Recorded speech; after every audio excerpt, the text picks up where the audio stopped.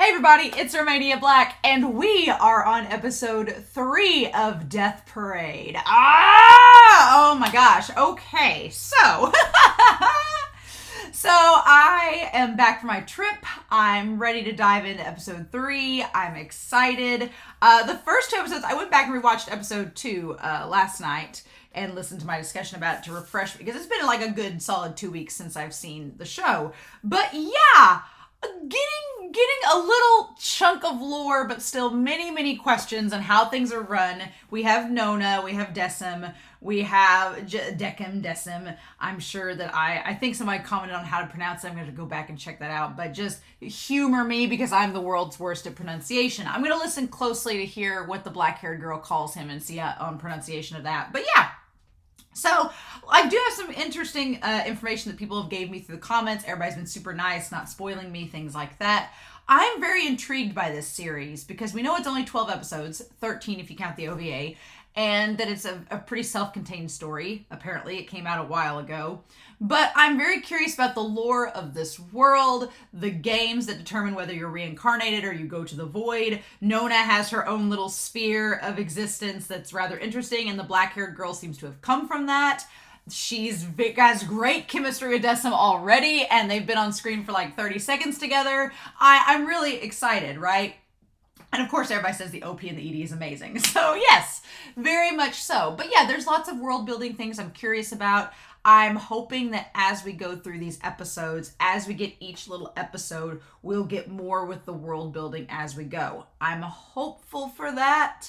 That's what I'm hoping for. So we'll see how that goes. But I do want to address a few comments before we start. Tony Simi said that Decim is voiced by Mayano Tomoaki, who is Hawk's VA. Several people commented on that, but it's also Harada's VA for Ace of the Diamond, and I was like, yes, I love it. Which is funny because Hawk and Harada are kind of like, they're stoic characters, but they have these like big personalities kind of, whereas Decim is kind of, there's not much of a personality yet. There's something there. It's like Beauty and the Beast. There's something there. We'll see if the black-haired girl can bring it out of him. Speaking of which, Tony Simi noted that the black-haired girl is also the same VA as Nobara from Jujutsu Kaisen. Love it. As well as Higuchi from Bungo Stray Dogs. And I didn't realize Higuchi and Nobara had the same voice actor. That makes my day. I was like, yes, I'm sure somebody at some point in either show told me that, and I'd just forgotten. But yeah, I love that so much. And then Takashi is also a voice of a VA from Bungo Stray Dogs, which is a lot of fun too. So yeah, good times. Thanks, Tony Simi. Kyuta noted that the anime Mirai, or Young Animators Training Project, is the one that funded this show, and that it was involved with several studios, the main one being Madhouse. And, Takashi's VA also posts Shibusawa from Bungo Stray Dogs did Apple. But Madhouse has done shows like Ace of the Diamond, which is kind of funny. They have some in-house VAs for that. Hunter x Hunter, Monster, and Death Note. Seems to make sense, right? They also, basically the premise is, it's very similar like Kiyoani with Free, it seems like, and Sarune, where they basically created Death Billiards, the OVA, and it was sort of a pilot. And then from that, they were like, okay, cool, great premise, let's make a show out of it. And then they created the actual series. So I know I'm waiting until after 6 to watch Death Billiards because Patreon voted that that was the place to watch it. Can do. But yeah, I thought that was really interesting. This is also the directorial debut of Yuzara Tachikawa, who is the director of all 3 seasons of Mob Psycho 100. And I was like, oh, well, I'm going to love this because I love Mob Psycho. So I'm going to love Death Parade because they have the same director. I'm very excited about that. That gives me, you can see some of like the crazy animation already. And I'm like, okay, I know this isn't Bones, but I'm really excited. Tony Simi also said that Clavis from the last episode is voiced by the same voice actor as Ray, for Ray from Buddy Daddies, as Shigaraki from My Hero Academia, as Akuya from Free. That voice is so iconic that I'm like, now I want to listen because I don't think his voice sounded familiar, but I was like, wait, really? So that's kind of an out of character role for him. Okay, I'm going to go back and listen to that. And then KA gave the information about AOD, Hunter x Hunter Monster, and Death Note also coming from Madhouse Studio as well. I remember the Madhouse logo being on Ace of the Diamond whenever the OP was over. So I do remember that, which is a fun time. So yeah. The last two episodes basically were the first episode seen from two different vantage points, right? But we know there's 9 ways for people to die. Funny enough, 9 and Nona. 9 ways for people to die in this game, and we've had 1 so far, which is darts. So we still have 8 more, and we have like 11 more episodes, so including the OVA. So yeah, so clearly we're probably going to have an episode or 2 that are not related to the Death games, but will be maybe involved with the lore and stuff like that. I just don't know when they'll happen, and I don't want to know. So please, no spoilers. But last episode, I forgot to edit in the timer, which was my fault. I got to editing and was like, I didn't record a timer. But I have one that's going to be recorded today, so we'll get that in there. But I've tried to hook up my wireless headphones that I bought specifically to use for these reactions. I've tried numerous times to hook them up to my computer. I've tried to find tutorials, things like that. My computer has decided that it just does not want to accept wireless headphones. And I'm like, well, fine. So these aren't the end of the world. So I'm just going to stick with these and we'll just go with it for now. I hate to buy a whole nother set of wireless headphones and then it not work, but what can we do, right? So we won't wait any further. We're going to go ahead and start Death Parade and see what happens. So we're going to do that here in 3, 2, 1, and let's go.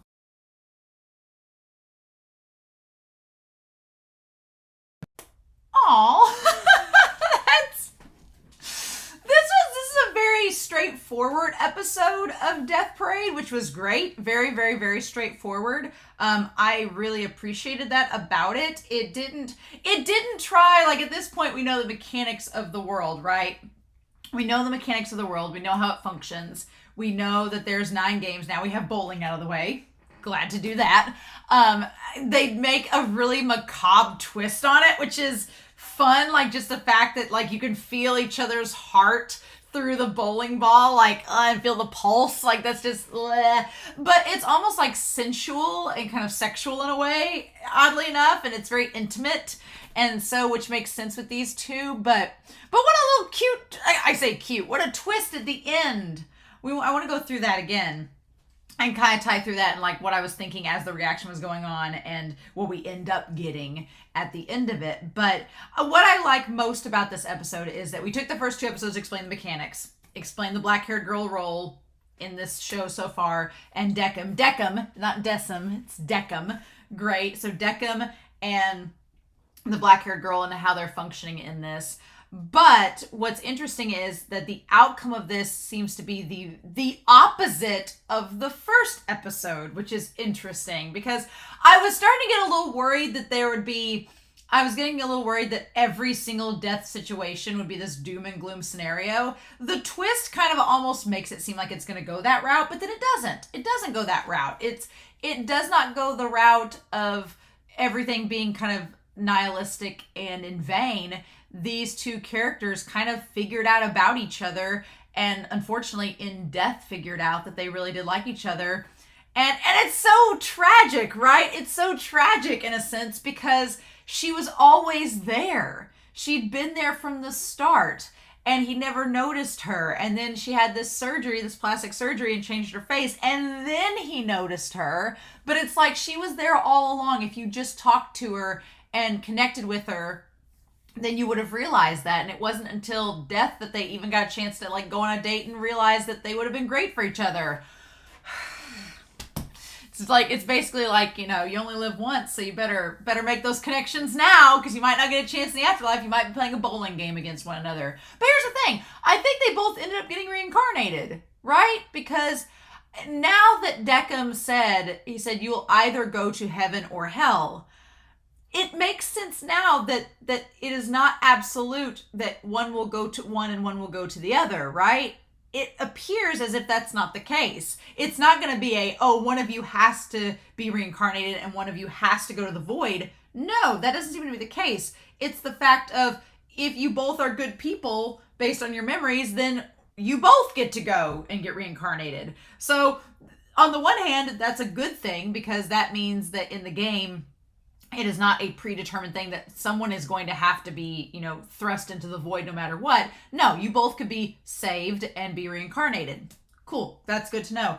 On the other hand, it makes that girl and that unborn baby in the first episode that gets shucked into the void even more heartbreaking, because it's like, wait, there was an option? There was an option they could have got reincarnated? That sucks. Sucks to be them. So yeah, which makes Decim's decision all the more like, ugh. So yeah, that I appreciate that this episode did not go the route that we thought we would. That panda thing is really creepy though. And what's cool about this episode is that we see it from Mai's point of view, from the woman's point of view. We see it where he's, always been infatuated with Chisato, with the other girl. And from the start, we don't exactly know that there's a third person there. We just see the two of them, childhood friends, getting separated, and we're like, oh, but then you find out there's a third person there, and it's like, oh, the third wheel's perspective. That's fascinating. I love this OP. I'm going to skip by it, but I want to make note that we do have some characters we've not met yet. I want Nona's dress. But yeah, I'm excited to meet these other... There's like a whole bunch of them, so I'm excited. I hope we meet them as this series goes on, because they all look rather interesting. This is just Decim and the black-haired girl and her creepy dolls that she's holding in the OP that are from Nona. But yeah, so basically what I like is that also, the two that die don't immediately end up in the elevator coming down. He ends up on the couch. I guess maybe he stumbled out of the elevator, fell on the couch, and Decim was just being polite and didn't want to, was being polite and didn't want to wake him up. But the moment that that Shigeru looks over and sees her, he's instantly infatuated with her. And what's interesting is that she realizes it makes sense now. She didn't know who she was at first. She couldn't remember anything or who she was. And it's interesting that she doesn't remember who she was because she was trying to be someone else. So it's like her brain was even more befuddled than normal, because her brain was like, okay, who was I again? I've been this person, but I'm trying to imitate this person. Which one is it? And when she finally has the flashback and sees him calling out to Chisato, she realizes that she's not Chisato, but realizes who he is and remembers that she had a crush on him, but he always liked the other girl. And so that makes sense of why she said, oh, I'm Chisato. But he knows she's not, right? He knows she's not. He's like, oh, that girl had plastic surgery. That's Mai. And when he's on the bus, he's like, hey, I know it's you. And was trying to tell her that, and that's when they died. So good on Shigeru for being like, for not just being I was afraid when we had the initial flashback of him seeing her in the bowling alley and the friends like surrounding him, what I was afraid of was that like they'd made him do a dare or something, a very like early 2000s afternoon US rom-com movie where they're like, just make a dare with her or something, like something really douchey. I was afraid that it was gonna like devolve into that he was actually cruel to her and she was at the very last minute not going to do the gutter ball. That's what I figured was gonna happen, but no. He just gets told, they're like, oh, that girl had plastic surgery, which, granted, a girl like in her early teens, like late teens, early 20s getting plastic surgery, that's a big deal. That's pretty huge. I would never. So I'm like, whoa, that's an extreme thing. But he accepts her, realizes who she is, that she's not Chisato, that she's Mai, accepts her, and still wants to talk to her even after all that. Like, it could have been on the bus that he was watching her and didn't even want to go talk to her because he realized she wasn't the one that he had been after all this time. And then they died. But that wasn't the case. He actually went up to her to start a conversation and tried to get to know her. And it's like, oh my gosh, like, okay, that speaks volumes for his character, right? Now, as far as Decim and the black-haired girl goes, I freaking love how dry bones and super serious Decim is, and the black-haired girl is just like, this is what I have to work with. Because I love that he's like, first, and she's like, one. All she did in the explanation of rules was say 1, 2, 3, 4. That's all she said, and he was like, thank you for helping me explain the rules. She did nothing. I was like, that's so freaking hilarious. Like, I love just how, and the fact that he's told this joke now, you can't tell if he's being serious or telling a joke. That's the funny thing. And I kind of love characters like that make you question whether they're being serious or not. And he's like, we're going to choose the game by roulette. You have to stake your lives on the game. Now, I'll give these college kids a little bit more credit than the couple in episode 1, because the couple in episode 1 was like, I guess we'll just play the game, you know, and didn't even question it. And these guys were like, let's try to leave on the elevator. And they were like, let's get out of here. And then it didn't work, right? And they were forced to stay there. It didn't exactly work. Okay. Also want to make note, when they go back to the elevator for the first time, there is the demon mask on the black elevator and the angel mask or the more angelic mask on the red elevator, right? That's the case there. But when we go back to the very end with their characters, and I'm at the 3.5 minute mark, but I'm going to jump ahead a little bit. When we go back to the elevators when they leave and we see things between the two of them, when we go back and look at the elevators and see what they look like, there's not a demon mask anymore. They're both the nice angelic mask of reincarnation.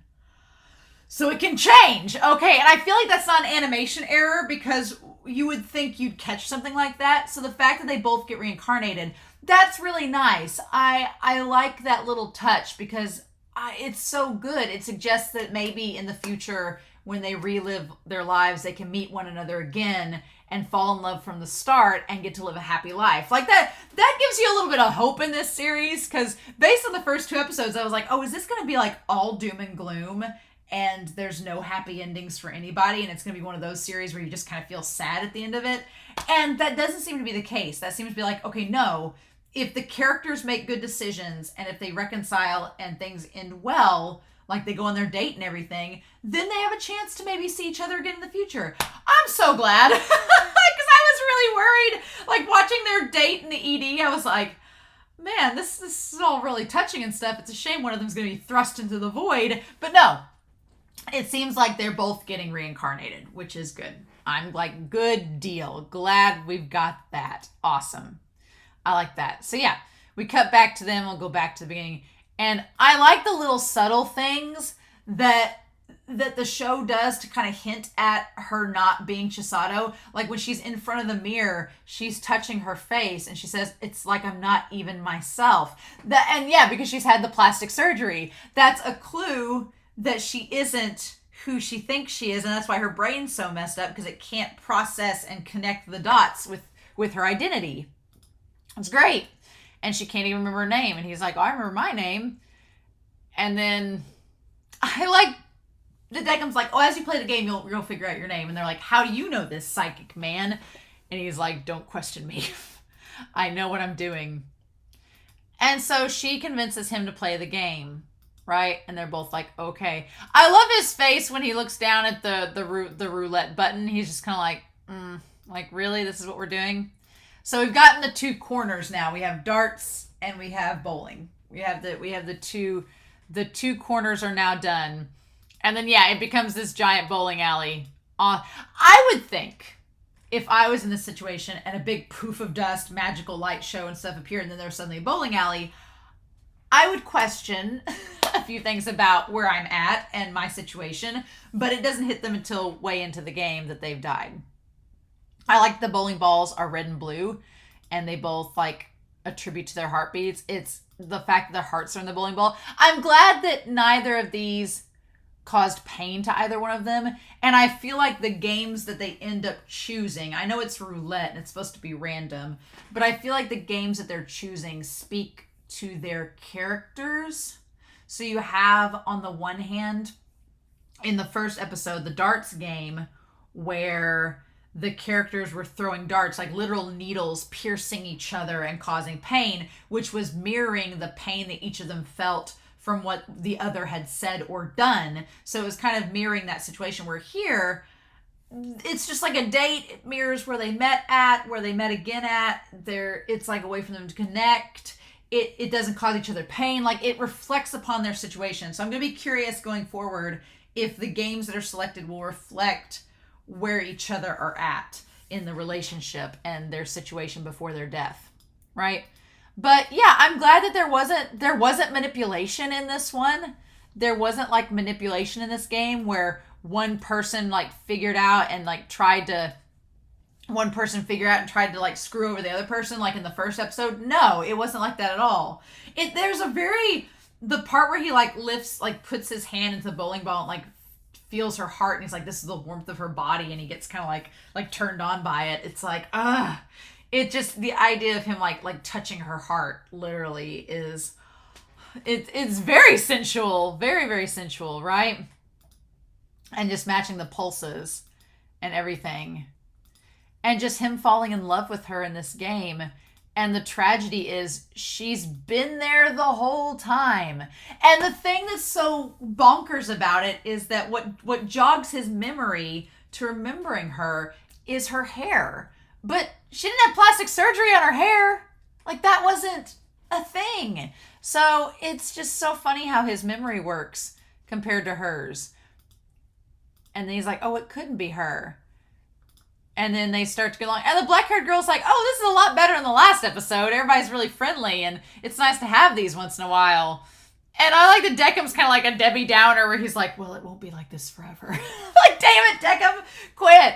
And then he tells her about the facial reconstruction. And that's when he kind of, like, and she goes like, oh, no. And he's like, don't say anything. Like, we can't reveal too soon. So I wanted to see like where they all were at in the game, right? Let me go back to this. So in the game, like, she gets 7 and a 6. She gets a strike. He gets a strike. They both got 8. He gets a strike. So they were like neck and neck the whole time, right?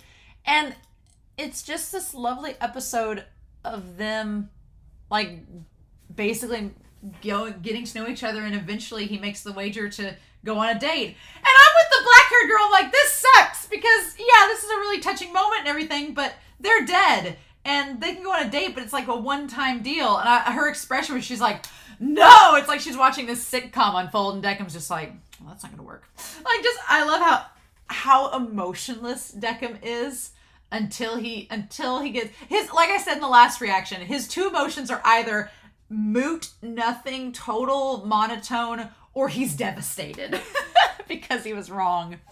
It's so bonkers. And she's like, they're dead. Isn't this sad?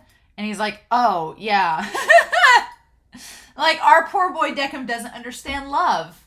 Doesn't understand love and emotions like that. And I feel like the black-haired girl's trying to teach him about that and those emotions. Now, whether anything comes from that in this series, I don't know. We'll see, right? And so she starts remembering things, as does he, right? And she remembers the thing of like, I'll always, because he says, see you later, Chisato. And like, she cuts her hair to match it, right? She cut her hair to like look like the girl that he liked and not be the same. Mm-hmm. Uh-huh. And she's like, we used to play together with Mai. Mm-hmm. And then he's like, you moved away. And she's like, tell me what it means. I love that Decim tries to be cryptic to the black-haired girl. And she's like, no. You know, you can be cryptic to the people that are dying, but I'm your assistant. You need to be truthful to me. What's going on? And he's like, please don't yell. I love her just grabbing him. And then he tells her, and she's just like, oh my gosh. He says, whatever the outcome may be, we must accept what happens. I love that he's just all doom and gloom. He's like, Decim seems convinced that there will be no good outcome from this, that whenever these people's memories surface and they realize the darkest parts of themselves, that it's going to lead to like doom and gloom and despair. It seems like he's committed himself to that being what's going to happen. Whereas the black-haired girl seems much more optimistic and much more optimistic and much more hopeful that things will work out for them. And they do in this episode. So good for her. I hope Decim learned something from that situation. I freaking love, I'm going to take a picture of it. I love the the rolling BALLADE.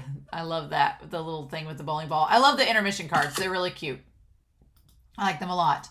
And so yeah, it's funny that he fell for her because she did look like the other girl, but then once he realized that she was Mai, he still talked to her. He still went over and talked to her, and that's when he realized that they died. Like, that's when it all comes back, right?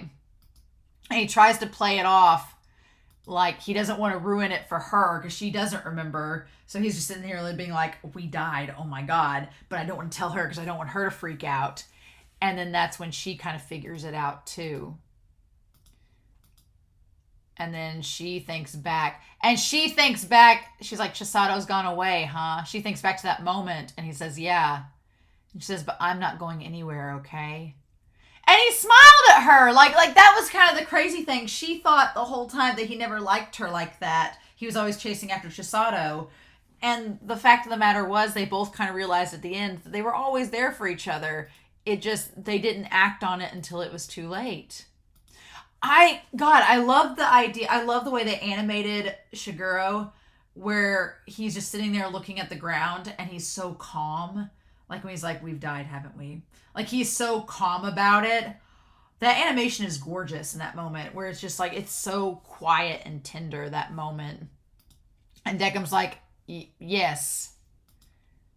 And he's like, it's all right. And I like that he's totally fine with it. He's like, can't do anything about it now. And Decim, and that's when Decim's like, oh, like Decim shows actual surprise on his face, which is an unusual emotion. He's like, you don't have to explain. I remember everything. And he's like, okay. Decim's surprise face is actually really good. He's like, then I will forego the rest of the explanation. We won't have to repeat the things from episode 1. Glad you've saved us the trouble. But then to her, he still asks her on a date. And Decim, we don't see Decim's face in that moment. We don't see his eyes to see his full reaction, but he just flinches like, oh, you still wanted to go out with her even after all that. Like, it's the opposite of episode 1. Episode 1, when the ugly details started surfacing, the characters kind of devolved and made the worst of the situation, especially the guy, which is ironic that he ends up getting reincarnated. But these two, they have this horrible situation in front of them, and he makes the decision to make the best of it. And I think that's what changes Decim's mind, in that he's like, we have died, but we can actually talk now. And then she kind of goes through, as he's asked her to go on a date, she kind of goes through everything, and they take their hands. I like the black-haired girl is like such a romantic. She's like, oh, good, they get to go on a date now. This is great. And she clenches her fists like, yeah. But I almost wanted her to like grab Decim's hand or something too. It's only episode 3. We can't ship it yet, I guess. But I love that she's like, yeah, that's right. You get it. You get it, y'all. And then he's like, will 5 minutes be enough for the date? And everybody's like, no. And then he's like, that was a joke. I'm like, Decim, if you were that serious all the time, you cannot just joke like that. No. I love that she's like, of course that won't be enough. And she's just shaking him, and he's like, that was a joke. I freaking love Decim's here. He's like, enjoy yourselves up to the last moment. We don't exactly know how long that is. Like, could they stay there for a month? Is there like a 24-hour requirement that they have to vacate limbo within 24 hours? We don't know. We're not sure about that. The show has not told us yet. We just know that as soon as the game is over, they can extend that time a wee bit. And she's like, that's lame. And I think he kind of looks off into space like, yeah, whatever. Again, I love their dynamic. And then they go on that date. And when he says, I'm glad we died, I was like, gallows humor. That part. I personally like dark humor, so that whole bit, I'm like, of course. But then, yeah, they separate. I love the visual of the hands separating and the elevators cut in black and white behind them. I like that. It's great. And then they both go into the opposite elevators. Mm-hmm. But they're both with the smiley faces, right? So, good for them. And that's when he says she's not Miss Chisato, but someone else. And he says, off you go. Mm-hmm. But they both realize it at the end. And the thing that's crazy about it is that as she goes to the elevator, her face changes, and you start to see her eye like slowly warp back to being her, and you see the freckles appear. Oh, it's so good. It's so good. Like you see her turn back into her other self, right? Like the plastic surgery fades. And then she goes to get the surgery and she's like, I want to look like somebody. I've been unable to catch his eye. Which she was really cute. I don't know. She's like, I'm not going to give up. Like she had a jawline, girl. Mm-mm. And then he realizes who she was and that she's always been there for him. And she says that she loves him. Ugh. And he kind of smiles there then, like he realizes that they loved each other. And then, and then they both go. And that's the end. I do like the ED where we see their date that they're on. It's super cute. They go see the jellyfish. They go see... This place is actually a pretty nice date spot. They can go on a boat ride. They can go see like all the sights, the jellyfish. It's like an aquarium. It's really well lit for intimate moments. Good to know. You got Decim making you drinks. Like, it's actually a pretty hot date spot, except for the fact you gotta die to get there. But I really liked this episode. I liked how low-key it was. I liked how straightforward it was. There was a twist still that worked out really good. And I liked that it ended on a happy note. Like, yeah, they both died. They're both getting reincarnated, but they got to connect in a way that they hadn't before. The only sad thing is it seemed like they were going to be able to connect in the real world, but time was just too short. So, man. So, yeah. Good episode. I'm really hoping, since this was just Decim and the black-haired girl focus, I'm hoping that we get more with the other characters as we go on, but I'm sure that we will. But I'm really excited, y'all, to see what's going to happen. So I'm curious to hear your thoughts down below, what you all thought as well. But this episode was really good. I liked it a lot. It was very like wholesome and heartwarming, which was good. So I'm excited to hear your thoughts down below, but I hope you all have a wonderful week. Please stay safe, take care, and yeah, I'll be back very soon with more Death Parade.